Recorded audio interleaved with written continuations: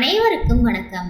நான் படித்த ரசித்த கதையை நீங்களும் படித்து கேட்டு மகிழுங்கள். கதை படித்திருந்தால் அனைவருக்கும் பகிருங்கள்.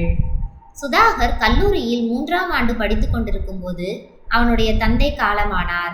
கல்லூரி படிப்பை கைவிட வேண்டிய சூழ்நிலை ஏற்பட்டது. ஆனால் அவனுடைய அம்மா சரண்யா அதை தடுத்து விட்டார். அவனுடைய வீடு முழுக்க முழுக்க அவனது தந்தையின் வருமானத்தை நம்பி மட்டுமே இருந்தது. அவர் ஒரு தனியார் நிறுவனத்தில் வேலை பார்த்து வந்தார். அவர் இறந்த பிறகு அந்த நிறுவனம் அவர்களை முழுவதுமாக கைவிட்டது. எந்தவிதமான இழப்பீடு தொகையும் அவர்களுக்கு கிடைக்கவில்லை. மகன் படிப்பை கைவிட்டுவிட்டு வேலைக்கு செல்வதற்கு தயாரானான். ஒரே மகன் கண்டிப்பாக பட்டம் பெற வேண்டும் என்று முடிவெடுத்தார் அவனுடைய அம்மா சரண்யா. திருமணமாகி 23 ஆண்டுகள் குடும்பத்தை மட்டுமே கவனித்து வந்த சரண்யா தன் மகனின் படிப்புக்காக வேலைக்கு செல்ல முடிவெடுத்தார். அதே தெருவில் இருந்து பக்கத்து வீட்டு பெண்கள் சேர்ந்து செல்லக்கூடிய கம்பெனியில் பேக்கிங் வேலைக்கு சென்றார். 1 வருடம் கஷ்டப்பட்டால் மகன் படிப்பை முடித்து வேலைக்கு சென்று விடுவான் என்ற வைராகியம் அவருக்குள் பதிந்திருந்தது. நினைத்தபடியே அனைத்தும் நடந்தேறியது. மகன் நல்லபடியாக படித்து முடித்து நல்ல ஊதியத்தில் கம்பெனி ஒன்றில் வேலைக்கு சேர்ந்தான். 2 ஆண்டுகளில் அந்த வீட்டின் நிதி நிலைமை நன்றாக வளர்ந்தது. இந்த நிலையில்தான் சுதாகருக்கு ஒரு அதிர்ச்சி காத்திருந்தது. அவன் வேலை பார்த்து வந்த நிறுவனம் திவாலானது. அந்த நிறுவனத்தில் வேலை பார்த்த அனைவரும் வேலையை இழந்தனர். சுதாகரின் வேலையும் பறிபோன நிலையில் வீட்டு வாடகையிலிருந்து அனைத்து விதமான செலவுகளும் மிகப்பெரிய பாரமானது. வீட்டில் இருந்த சேமிப்பை வைத்து 1 மாதம் மட்டுமே சமாளிக்க முடிந்தது. தன்னுடைய அனுபவத்தை வைத்து வேலை தேடிக் கொண்டிருந்தான் சுதாகர். பத்திரிகையில் வந்த விளம்பரத்தை பார்த்து கம்பெனி ஒன்றில் இன்டர்வியூவிற்காக சென்றிருந்தான். ஏற்கனவே வேலை பார்த்த நிறுவனத்தை விட அந்த கம்பெனி சிறியதாக இருந்தது. 12 ஊழியர்கள் மட்டுமே வேலை பார்த்தனர். இருந்தாலும் அவன் முன்னால் பார்த்த கம்பெனியில் கிடைத்த ஊதியத்தை விட இங்கு அதிகமாகவே ஊதியம் தர தயாராக இருந்தனர். சுதாகருக்கு இருந்த முன் அனுபவமும் அவனுக்கு அந்த வேலையை பெற்றுத்தந்தது. வேலைக்கு சேர்ந்த 1 மாதத்தில் அந்த கம்பெனியில் அவன் சந்தித்த நிகழ்வுகள் அவனுக்கு விந்தையாக இருந்தது. என்ன நடக்கிறது என்று அவன் யோசித்து குழம்பி போனான். அந்த கம்பெனியில் வேலை பார்த்த 12 ஊழியர்களில் 5 பெண்கள் பணிபுரிந்தனர். அனைவரிடமும் இயல்பாகவே பழகினான் சுதாகர். ஆனால் அந்த கம்பெனியில் வேலை பார்த்த விசித்ரா என்ற பெண் சுதாகரிடம் வந்து தனியாக பேச வேண்டும் என்று அழைத்தாள். அந்த பெண் சுதாகரிடம், நான் உங்களை திருமணம் செய்து கொள்ள விரும்புகிறேன், நீங்கள் என்ன நினைக்கிறீர்கள் என்று கேட்டாள். இதை எதிர்பார்க்காத சுதாகர், என்ன திடீர்னு இப்படி கேட்குறீங்க? நான் இந்த கம்பெனிக்கு வந்தே 1 மாசம்தான் ஆகுது. என்னை பற்றி உங்களுக்கு என்ன தெரியும் என்றான். அதெல்லாம் எனக்கு தெரியாது, எனக்கு தோணுச்சு, நான் கேட்டேன் என்றாள். சற்று யோசித்துவிட்டு சுதாகர், எனக்கு தற்போது திருமணத்தில் விருப்பமில்லை, என் அம்மாவிடமும் இதையே தான் நான் சொல்லியிருக்கிறேன் என்றான். சரி, பரவாயில்லை, நான் கேட்டதை நீங்கள் ஒன்றும் தவறாக நினைத்து கொள்ள வேண்டாம், நீங்கள் எப்போதும் போல் என்னிடம் பழகலாம் என்று சொல்லிவிட்டு சென்றாள். சுதாகர் அன்று இரவு முழுவதும் அதை பற்றி சிந்தித்து கொண்டிருந்தான். நாம் அலுவலகத்தில் நடந்து கொள்ளும் விதம் சரியாகத்தான் இருக்கிறதா என்று அவனுக்குள்ளாகவே சந்தேகம் இருந்தது. இருந்தாலும் அந்த பெண் இயல்பாக எடுத்துக்கொண்டதால் அதை மறந்துவிட்டு தன்னுடைய வேலையில் கவனத்தை செலுத்த தொடங்கினான். ஆனால் 1 வாரத்திலேயே அந்த கம்பெனியில் பணிபுரிந்த மற்றொரு பெண் புனிதா முதல் பெண் போலவே என்னை திருமணம் செய்து கொள்கிறீர்களா என்று கேட்டாள். அதிர்ந்து போனான் சுதாகர். எதற்காக இப்படி ஒவ்வொருவராக கேட்கிறார்கள் என்று மனதிற்குள் நினைத்து கொண்டு முதல் பெண்ணிடம் சொன்ன பதிலையே புனிதாவிடமும் சொன்னான். அவளும் பரவாயில்லை என்று சொல்லிவிட்டு சென்று விட்டாள். ஆனால் அவனுக்கு அதற்கு பிறகு தெரிய வந்த உண்மை மிகப்பெரிய அதிர்ச்சியாக இருந்தது. 2 நாட்கள் கழித்து தன்னுடன் வேலை பார்க்கும் அலுவலக நண்பர் சோமுவுடன் அன்று மாலை அலுவலகம் முடிந்த பிறகு காஃபி ஷாப்பில் உட்கார்ந்து பேசிக்கொண்டிருந்தான் சுதாகர். என்ன சுதாகர், உங்ககிட்ட பொண்ணுங்க ரொம்ப நெருக்கமா இருக்காங்க போல என்றான் சோமு. எதை வச்சு இப்படி சொல்ற என்று கேட்டான் சுதாகர். ஆமா, உங்ககிட்ட தனியா பேசணும்னு கூப்பிட்டு பேசுறாங்களே என்றான் சோமு. அவர்கள் திருமணம் செய்து கொள்கிறீர்களா என்று கேட்டதை பற்றி அவனிடம் சொல்லலாமா வேண்டாமா என்று யோசித்து கொண்டிருந்தான். அப்போது சோமு, என்ன சுதாகர், பலமாக யோசிக்கிறாய், ஏதாவது முக்கியமான விஷயமா என்றான். இல்லை சோமு, அந்த 2 பொண்ணும் வந்து கல்யாணம் பண்ணிக்கலாமான்னு கேட்டாங்க. நான் வந்து 1 மாதம்தான் ஆகுது. அதுக்குள்ள இப்படி கேட்கறதை நினைக்கும் போதுதான் எனக்கு என்னமோ மாதிரி இருக்கு என்றான் சுதாகர். சோமு அதிர்ச்சியுடன், என்னது, திருமணம் செய்துக்கலாமான்னு கேட்டாங்களா என்றான். ஆமா, அதுக்கு ஏன் இவ்வளவு அதிர்ச்சியாகிற என்றான் சுதாகர். இல்ல, உன்கிட்ட இரண்டாவது கேட்டதா சொன்னியே புனிதா, அந்த புனிதாவுக்கு ஏற்கனவே கல்யாணம் ஆயிடுச்சு, ஒரு குழந்தை வேற இருக்கு, வீட்டுக்காரரோட தான் அந்த பொண்ணு இருக்கு, அப்புறம் எப்படி உன்கிட்ட வந்து இப்படி கேட்டுச்சு என்றான். எனது கல்யாணம் ஆகி கணவன் குழந்தை எல்லாரும் இருக்காங்களா என்றான் அதிர்ச்சியுடன். எதுக்கும் நீ கொஞ்சம் ஜாக்கிரதையா இரு, உன்னை சுத்தி என்னமோ நடக்குது என்று சுதாகருக்கு ஆறுதல் சொன்னான் சோமு. அதன் பிறகு அங்கிருந்து இருவரும் கிளம்பி வீட்டிற்கு சென்றனர். சுதாகருக்கு 2 பெண்களும் ஒரே மாதிரி பேசியதை யோசிக்கும் போது இருவரும் யாரோ சொல்லிக் கொடுத்து பேசியது போலவே இருந்தது. யோசித்து கொண்டே டிவியை பார்த்து கொண்டு உட்கார்ந்திருந்தான் சுதாகர். அவன் அருகில் வந்த அவனுடைய அம்மா சரண்யா, டேய், டிவியை போட்டுட்டு அப்படி என்னடா சிந்தனையில இருக்க? கல்யாணம் பண்ண போற பொண்ணு எப்படி இருக்கணும்னு யோசிச்சுட்டு இருக்கியா? என்னிடம் சொன்னால்தானே நான் அதுக்கு ஏற்ற மாதிரி பொண்ணு பார்க்க முடியும் என்றார். அம்மாவை திரும்பி பார்த்தவன், ஏமா நீ வேற, நானே இருக்கிற பிரச்சனை என்னன்னு தெரியாம முழிச்சுக்கிட்டு இருக்கேன், இதுல நீ வேற என்றான். என்ன பிரச்சனைன்னு தெரியாமலேயே அதை யோசிச்சுக்கிட்டு இருக்கியா? அது முதல்ல என்ன பிரச்சனைன்னு தெரியட்டும், அப்புறமா அந்த பிரச்சனையை தீர்க்கலாம். அதை பற்றி எதுக்கு இப்ப யோசிச்சுட்டு இருக்க என்றார். சரி சரி, புரோக்கர் வந்து 2 பொண்ணுங்களோட போட்டோ கொடுத்துட்டு போயிருக்காரு, பார்த்துட்டு எப்படி இருக்குன்னு சொல்லு என்று புரோக்கர் கொடுத்து விட்டு சென்ற போட்டோவை அவன் கையில் திணித்தார் சரண்யா. அந்த பெண்களின் போட்டோவை பார்க்காமலேயே, இல்லம்மா பொண்ணு பிடிக்கலை என்று சொல்லி மீண்டும் அம்மா கையில் கொடுத்துவிட்டு எழுந்து தன்னுடைய அறைக்கு செல்ல முயன்றான். டே, பொண்ணுங்களோட போட்டோவையே பார்க்காமலேயே பதில் சொல்லிட்டு போற, வேற பொண்ணு எதுவும் உனக்கு பிடிச்சிருக்கா, இல்ல லவ் பண்றியா என்றார் கோபமாக. இப்போதைக்கு எனக்கு கல்யாணம் வேணாம், அவ்வளவுதான் என்று சொல்லிவிட்டு உள்ளே சென்றான். என்னால இனி உனக்கு சமைச்சு போட்டுட்டு இருக்க முடியாதடா, யாராவது ஒருத்தி கையில உன்னை பிடிச்சு கொடுத்துறேன், அவ வந்து சமைச்சு போடட்டும், அதையே நானும் சாப்பிட்டுக்கிறேன் என்று கத்திக்கொண்டே டிவியில் நாடகத்தை போட்டு உட்கார்ந்தார் சரண்யா. படுக்கையில் புரண்டு கொண்டிருந்தவனுக்கு அம்மா சொன்ன வார்த்தைகள் நினைவில் வந்தது. என்ன பிரச்சனைன்னு முதல்ல தெரியட்டும், அப்புறமா யோசிக்கலாம் என்று அவர் சொன்னது நினைவுக்கு வர, நடப்பது நடக்கட்டும் என்ற முடிவுக்கு வந்தான்.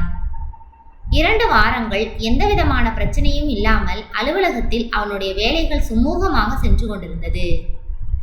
சோமுவிடம் அன்று காலை அலுவலகத்திற்கு வந்தவுடன், 2 வாரங்களாக மிகவும் மகிழ்ச்சியாக நிம்மதியாக இருக்கிறது, இப்படியே வாழ்க்கை சென்றுவிட்டால் நன்றாக இருக்கும் என்று சொல்லிக் கொண்டிருந்தான். அந்த மகிழ்ச்சி வெகு நேரம் நீடிக்கவில்லை. அன்றைய நாளின் மதிய உணவு இடைவேளையின் போது அந்த அலுவலகத்தில் வேலை பார்க்கக்கூடிய விமலா என்ற பெண் அவனிடம் மாலை தனியாக பேச வேண்டும் என்று சொன்னாள். அதிர்ந்து போனான் சுதாகர். அப்போது அந்த பெண்ணிடம், என்னை கல்யாணம் பண்ணிக்கணும்னு ஆசைப்படுறீங்க அவ்வளவுதானே என்றான். ஆம் என்று தலையாட்டினாள் அந்த பெண். உங்களுக்கு ஏற்கனவே கல்யாணம் ஆயிடுச்சா என்று கேட்டான். என்ன இப்படியெல்லாம் கேட்குறீங்க என்று அந்த பெண் கோபமானாள். அப்புறம் நீங்க கேட்குறது யாரோ சொல்லி கொடுத்து கேட்குற மாதிரியே இருக்கே, அப்படித்தானே கேட்க முடியும் என்று சுதாகரும் கோபமானான். ஆமா, நாங்க இன்னொருத்தவங்க சொல்லி கொடுத்து தான் உங்ககிட்ட வந்து இப்படி கேட்கிறோம் என்று சொல்லிவிட்டு அங்கிருந்து கிளம்ப முயன்றாள். அவளை தடுத்து, யார் சொல்லி கொடுத்தது, யார் இப்படி என்னிடம் கேட்க சொன்னது என்றான். அதெல்லாம் உங்களுக்கு போக போக தெரியும் என்று சொல்லிவிட்டு அங்கிருந்து வேகமாக சென்று விட்டாள். யார் இப்படி சொல்லிக் கொடுத்து என்னிடம் கேட்க சொல்லியிருப்பார்கள்? நம்முடன் வேலை பார்க்கும் ஆண் நண்பர்கள் யாராவது நம்மிடம் விளையாடுகிறார்களா? இப்படியெல்லாம் கூட நடந்து கொள்வார்களா என்ற யோசனையுடன் வீட்டிற்கு வந்து சேர்ந்தான். அடுத்த நாள் அலுவலகத்திற்கு செல்லும்போது அந்த அலுவலகத்தை நிர்வாகம் செய்யக்கூடிய அலுவலகத்தின் முதலாளி தன்னுடைய 4 வயது பெண் குழந்தையுடன் அலுவலகத்திற்கு வந்திருந்தாள். அவளுடைய பெயர் கார்குழலி. அனைவரும் புன்னகையுடன் அவருக்கு வணக்கம் சொல்லி நின்று கொண்டிருக்க, சுதாகர் மட்டும் அதிர்ச்சியுடன் உறைந்து போய் நின்று கொண்டிருந்தான். சுதாகர் அந்த நிறுவனத்தில் வேலைக்கு சேர்ந்த நாள் முதலே கார்குழலியின் அழகில் மயங்கி போனான். பார்ப்பவரை கவர்ந்தெழுக்கும் அழகு மேனி, நீளமான முடி, மின்னல் போன்ற பார்வை, அந்த பார்வையில் மயங்காத ஆண்களே இருக்க முடியாது எனும் அளவுக்கு பேரழகியாக இருந்தாள். அலுவலகத்தில் பணிபுரியும் ஆண்கள் கூட கார்கோடலியை பற்றி சில நேரங்களில் சுதாகரின் காதுபடவே வர்ணித்ததுண்டு. அவளின் அழகில் மயங்கிய சுதாகர் தன்னை கட்டுப்படுத்தி கொண்டான். ஒரு அலுவலகத்தின் முதலாளியாக இருக்கக்கூடியவர், நாம் தற்போதுதான் அந்த அலுவலகத்தில் பணியாளராக வேலைக்கு சேர்ந்திருக்கிறோம். இது போன்ற சூழலில் இது மாதிரியான எண்ணங்கள் நம் வாழ்க்கையை மிகப்பெரிய கேள்விக்கு உள்ளாக்கிவிடும் என்று தன்னுடைய எண்ணத்தை தனக்குள்ளாகவே மறைத்து கொண்டான். ஆனாலும் உடன் பணிபுரியும் ஆண் நண்பர்கள் அவளை வர்ணித்து பேசும்போது சுதாகருக்கு அவளின் மீது இருந்த ஈர்ப்பு அதிகமாகிக் கொண்டே இருந்தது. ஆனால் அந்த பேரழகி தன் குழந்தையுடன் அலுவலகத்திற்கு வந்தபோது அதிர்ந்து போனான் சுதாகர். அதிர்ச்சியில் நின்று கொண்டிருந்தவனை ஒரு கணம் நின்று பார்த்த கார்கோடலி, உள்ள வாங்க என்று சொல்லிவிட்டு தன்னுடைய அறைக்குள் சென்றாள். கார்கோடலியின் குழந்தையை அந்த அலுவலகத்தில் இருக்கக்கூடிய பெண்கள் தூக்கி வைத்துக் கொண்டிருந்தனர். என்ன நடக்கிறது என்று தெரியாமல் நின்று கொண்டிருந்த சுதாகர் சுயநினைவு பெற்று முதலாளியின் அறையை நோக்கி நடந்தான். அப்போது அவனிடம் திருமணம் செய்து கொள்கிறீர்களா என்று கேட்ட ஒரு பெண், என்னங்க குழந்தையை விட்டுட்டு போறீங்க என்று கார்கோடலியின் குழந்தையை அவனுடைய கையில் திணித்தாள். அந்த குழந்தை வேகமாக அவன் கழுத்தை பற்றி கொண்டு அவனிடம் வந்தது. அந்த குழந்தையுடன் அவளது அறைக்குள் சென்றான். சுதாகர் உள்ளே வந்ததை பார்த்தவள் குழந்தையை வாங்கி அருகில் இருந்த நாற்காலியில் உட்கார வைத்துவிட்டு அவனுக்கு நேராக வந்து நின்றாள். அவள் என்ன சொல்லுவாள் என்று தெரியாத சுதாகர், மேடம் உள்ள வர சொன்னீங்க என்றான். அவள் சிறிய புன்னகையுடன், என்னை திருமணம் செய்து கொள்கிறீர்களா என்றாள். அதிர்ந்து போனவன் அருகில் உட்கார்ந்து கொண்டிருக்கும் குழந்தையை பார்த்துவிட்டு மீண்டும் திரும்பி அவளை பார்த்தான். என்ன, ஏற்கனவே கேட்ட மாதிரி இருக்கா என்று அவள் சொன்னவுடன் அலுவலகத்தில் பணிபுரிந்த பெண்கள் எல்லாம் இவர்கள் சொல்லித்தான் தன்னிடம் வந்து அவ்வாறு கேட்டார்கள் என்பதை புரிந்து கொண்டான் சுதாகர். ஆம் என்று அவளுக்கு தலையாட்டிவிட்டு, யோசித்து சொல்கிறேன் என்று சொல்லிவிட்டு அங்கிருந்து வெளியேறி தன்னுடைய இருக்கையில் வந்து உட்கார்ந்தான். தன்னை அழகால் கட்டி போட்டவளே தன்னை கல்யாணம் செய்து கொள்ளுமாறு கேட்கும்போது பதில் சொல்ல முடியாமல் இப்படி வந்துவிட்டோமே என்ற எண்ணத்தோடு உட்கார்ந்திருந்த அவன் மனதில் பல எண்ணங்கள் ஓடிக்கொண்டிருந்தது. ஏற்கனவே திருமணமாகி அவளுக்கு குழந்தை இருக்கிறது. அப்படியென்றால் இவளுடைய கணவன் என்ன ஆனான்? எதற்காக என்னை திருமணம் செய்து கொள்ள வேண்டும் என்று அவள் கேட்க வேண்டும் என பலவாறாக யோசித்துக் கொண்டிருந்தவனுக்கு தலையே வலிக்க ஆரம்பித்தது. ஆனாலும் அவன் மனம் உள்ளே சென்று, உன்னை நான் திருமணம் செய்து கொள்கிறேன் என்று சொல் என அவனை கட்டாயப்படுத்தி கொண்டிருந்தது. அவனை கட்டுப்படுத்தி கொண்டு இருக்கையில் உட்கார்ந்து கொண்டிருந்தான். எதற்காக இந்த பெண்களை இவ்வாறு கேட்க சொன்னீர்கள் என்பதை மட்டுமாவது கேட்டு தெரிந்து கொள்ளலாம் என்று நினைத்து கொண்டு எழுந்து உள்ளே சென்றான். வாங்க சுதாகர், எதுக்காக அலுவலகத்தில் வேலை பார்க்கக்கூடிய பொண்ணுங்களை என்கிட்ட அப்படி கேட்க சொன்னீங்க? அப்படித்தானே கேட்க வந்திருக்கீங்க என்றாள் கார்கோடலி. வாயடைத்து போன சுதாகர் தலையாட்ட, சரியான முடிவு எடுக்காததால் என் முதல் திருமண வாழ்க்கை மோசமாக முடிந்துவிட்டது. அடுத்த வாழ்க்கையாவது நான் சரியாக தேர்ந்தெடுக்க வேண்டாமா? அதற்காகத்தான் உங்களை சோதனை செய்வதற்காக அவர்களை அனுப்பி வைத்தேன் என்றாள். அவர்களை என்னிடம் அவ்வாறு கேட்க வைத்ததன் மூலம் நீங்கள் என்ன தெரிந்து கொண்டீர்கள் என்று கேட்டான் சுதாகர். உங்களுக்கு திருமணத்தில் விருப்பமே இல்லை என்பதை தெரிந்து கொண்டேன் என்று சொல்லிவிட்டு சிரித்தாள். அவள் சிரிக்கும்போது அவள் கன்னங்களில் விழுந்த புலி அவனை இழுத்து கொண்டு சென்றது. ஆனாலும் அவனுக்கு இன்னும் பல கேள்விகளுக்கான விடை தெரியாததால் யோசனையிலேயே இருந்தான். அவள் அருகில் வந்து நிற்க, எனக்கு உங்களை திருமணம் செய்து கொள்வதற்கு சம்மதம் என்றான். சிறிய புன்னகையுடன், என்னோட குழந்தையும் உங்க குழந்தையா ஏத்துக்குவீங்களா என்றாள். அந்த குழந்தையை பார்த்துவிட்டு, கண்டிப்பாக, அந்த குழந்தை இனிமேல் நம்முடைய குழந்தை என்றான். என்னுடைய பழைய வாழ்க்கை, அதை பற்றி எல்லாம் நீங்கள் தெரிந்து கொள்ள வேண்டாமா? நான் அதை பற்றி உங்களிடம் சொல்லவா என்றாள். இல்லை, அதை பற்றி எல்லாம் எனக்கு கவலை இல்லை. எனக்கு உங்களை பிடித்திருக்கிறது. திருமணமே வேண்டாம் என்று என் அம்மாவிடம் சண்டை போட்டு கொண்டிருந்த நான் உங்களை பார்த்தவுடன் திருமணம் செய்து கொள்ள வேண்டும் என்று நினைத்தேன். அந்த முடிவை இப்போதும் எடுக்கிறேன். ஆனால் அதில் ஒரு கூடுதலான விஷயம். உங்களுக்கு திருமணமாகி அந்த திருமணம் முறிந்து போய் ஒரு குழந்தையும் இருக்கிறது, அவ்வளவுதான். நான் அன்று நினைத்தது இன்று நடக்கப் போகிறது என்றான். அவளுக்கும் அவன் சொன்னது மிக்க மகிழ்ச்சியாகவே இருந்தது. அவள் சிரித்துக்கொண்டே, நம்முடைய திருமணத்திற்கு உங்களுடைய அம்மா சம்மதிப்பாரா என்றாள். புருவத்தை உயர்த்தியவன், உங்களுக்கு எப்படி என்னுடைய அம்மாவை பற்றி தெரியும் என்றான். உங்கள் அம்மாவை பற்றி மட்டுமல்ல, உங்களை பற்றியும் எனக்கு நன்றாகவே தெரியும். நீங்கள் அலுவலகத்திற்கு வந்தபோது உங்களை பற்றி மேலும் ஒரு விஷயத்தை நான் தெரிந்து கொண்டேன். அதை நான் என் வாயால் சொல்லக்கூடாது. நீங்கள் வீட்டுக்கு சென்று நம்முடைய திருமணத்தை பற்றி உங்களுடைய அம்மாவிடம் பேசிவிட்டு உங்கள் அம்மாவிடமே கேட்டுக்கொள்ளுங்கள் என்றாள். நாம் இந்த அலுவலகத்திற்கு வருவதற்கு முன்பாகவே நம்மை பற்றி இவளுக்கு தெரிந்திருக்கிறது. அப்படியானால் அம்மாவுக்கும் இவளுக்கும் இடையில் என்ன நடந்திருக்கும் என்ற யோசனையுடன் வீட்டுக்கு வந்து சேர்ந்தான். தன்னுடைய மகன் எப்போது வருவான் என்று காத்து கொண்டிருந்த சரண்யா, சுதாகர் வந்ததும், தம்பி, உனக்கு பிடிச்ச மாதிரி ஒரு பொண்ணு பார்த்திருக்கேன் என்று போட்டோவை எடுத்து அவன் கையில் கொடுத்தார்.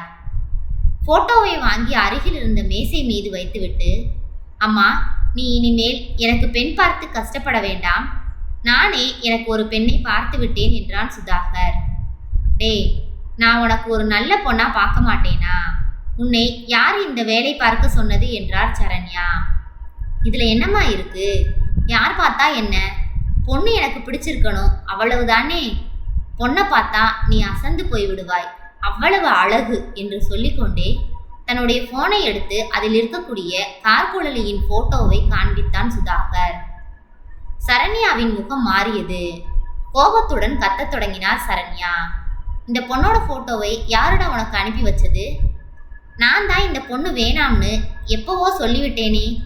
மறுபடியும் யாரும் உங்ககிட்ட இந்த பொண்ணோட போட்டோவை கொடுத்தது என்றார். என்னம்மா சொல்ற? இந்த பொண்ணு வேணான்னு சொல்லிட்டியா? எப்ப சொன்ன? எதுக்கு சொன்ன என்று குரலை உயர்த்தினான் சுதாகர். அப்புறம் ஏற்கனவே கல்யாணம் ஆகி ஒரு குழந்தையை கையில் வச்சிருக்க அவளுக்கு போய் உன்னை கல்யாணம் பண்ணி வைக்க சொல்றியா? அவதான் விவஸ்தை இல்லாம கேட்கிறானா? உடனே சரின்னு சொல்லணுமா என்றார். சுதாகருக்கு மனதுக்குள் கார்குழலியிடம் அவளை திருமணம் செய்து கொள்ள சம்மதம் என்று சொல்லிவிட்டு வந்தது நினைவுக்கு வந்தது. அம்மா, நீ என்ன சொன்னாலும் நான் இவளைத்தான் கட்டிக்குவேன். அம்மா, நீ எப்போ வேணான்னு சொன்ன? எப்போ அவ கேட்டா என்று மீண்டும் குரலை உயர்த்தினான். மேலும் என்னிடம் ஒரு வார்த்தை கேட்டிருக்க வேண்டியதானே என்றான். ஒரு நிமிடம் யோசித்த சரண்யா, இந்த பொண்ணை உனக்கு பிடிச்சிருக்கா? குழந்தையோடு இருந்தாலும் பரவாயில்லைன்னு கல்யாணம் பண்ணிக்கிறியா என்று கேட்டார். ஆமாம் என்று தலையாட்டினான் சுதாகர். சரி, யார் உனக்கு போட்டோ கொடுத்தது என்று கேட்டார். அம்மா, நான் கேட்டதுக்கு நீ பதிலே சொல்ல மாட்டேங்கிற என்று சொல்லிவிட்டு, இது நான் வேலை பார்க்குற அலுவலகத்தோட முதலாளி. என்னை கல்யாணம் பண்ணிக்கிறியான்னு கேட்டாங்க. எனக்கு அவங்களை பிடிச்சிருந்தது. நானும் சரின்னு சொல்லிட்டேன். இப்ப நீ எனக்கு பதில் சொல்லு என்றான். உனக்கு நல்ல பொண்ணா பார்க்கறதுக்காக புரோக்கர் கிட்ட சொல்லி வைத்திருந்தேன். அதே மாதிரி மேட்ரிமோனியலும் பதிஞ்சு வச்சு பொண்ணை தேடிட்டு இருந்தேன். அப்படி இருக்கும்போது இந்த பொண்ணுகிட்ட இருந்து உன்னை திருமணம் செய்து கொள்ள சம்மதம்னு வந்தது. நான் அந்த பொண்ணோட முழு பயோடேட்டாவையும் பார்த்துட்டு குழந்தையோட இருக்கிறதுனால நீ கல்யாணம் பண்ணிக்க மாட்டேன்னு நினச்சேன். இப்படி ஒரு பொண்ணை உனக்கு கல்யாணம் பண்ணி வைக்க வேணாம்னு முடிவு பண்ணிட்டேன். அதனால் அவளை ரிஜெக்ட் பண்ணி அனுப்பிட்டேன் என்றார். அவ்வளவுதானே? எனக்கு பொண்ணை பிடிச்சிருக்கு. இப்போ அந்த பொண்ணை நான் கல்யாணம் பண்ணிக்கிறதில்ல. உனக்கு ஆட்சேபனை எதுவும் இல்லையே என்று கேட்டான். நானே வேண்டாம் என்று சொன்னாலும் அந்த ஆண்டவனே அவளை உன்கிட்ட வந்து சேர்த்துட்டான். இனி நான் சொல்றதுக்கு என்னடா இருக்கு? உன்னோட வாழ்க்கை நீதான் வாழ போற. எனக்கு எந்த பிரச்சனையும் இல்லை என்றார். போனை எடுத்து சந்தோஷத்துடன் கார்குழலிக்கு போன் செய்தான். அவள் போனை எடுத்தவுடன், உங்க அம்மா தான் என்னை மேட்ரிமோனியில் பார்த்துட்டு வேணாம்னு சொன்னாங்க. நீங்க என்னை பார்த்ததே இல்லை, அப்படித்தானே என்றாள். ஆமா, ஆனா இப்ப நான் உங்களை திருமணம் செய்து கொள்வதில் எங்க அம்மாவுக்கு எந்த பிரச்சனையும் இல்லை என்றவன், ஆமா, உங்களுக்கு எதுக்கு என்ன பிடிச்சிருக்கு என்று கேட்டான். எனக்கும் பிடிச்சிருந்தது, என்னோட மகளுக்கும் உங்களை பிடிச்சிருந்தது என்று அவள் சொல்ல, ஆமா, உங்க குழந்தை அன்றைக்கு என்னை இறுக்கமா கட்டி கொள்ளும் போதே எனக்கு தெரிஞ்சிச்சு உங்க குழந்தைக்கு என்ன பிடிச்சிருக்குன்னு. இருவரும் வெகு நேரம் பேசிக்கொண்டிருந்தனர். 2 வாரங்களுக்கு பிறகு ஒரு நல்ல நாளில் அவர்கள் இருவருக்கும் இனிதே திருமணம் நடந்து முடிந்தது. அவர்கள் வாழ்க்கையில் சேர வேண்டும் என்று எழுதி வைக்கப்பட்டது. அப்படியே நடந்தேறியது. நன்றி. கதை பிடித்திருந்தால் லைக் பண்ணுங்க, ஷேர் பண்ணுங்க, சப்ஸ்கிரைப் பண்ணுங்க. உங்களுடைய கருத்துக்களை கமெண்ட் பாக்ஸில் தெரிவிக்கவும். தங்கள் ஆதரவிற்கு நன்றி.